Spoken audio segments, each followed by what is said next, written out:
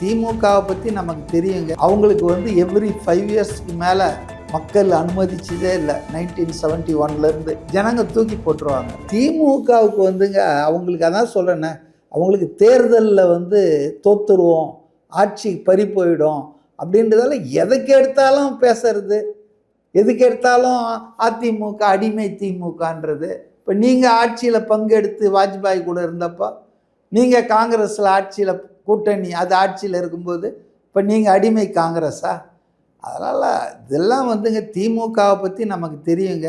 அவங்களுக்கு வந்து எவ்ரி 5 இயர்ஸ்க்கு மேலே மக்கள் அனுமதிச்சதே இல்லை. 1971லேருந்து இன்னை வரைக்கும் 5 வருஷம் ஆட்சி கொடுத்தாங்கன்னா 5 வருஷத்துல இவங்க எல்லாம் பண்ணி முடிச்சிருவாங்க, ஜனங்க தூக்கி போட்டுருவாங்க.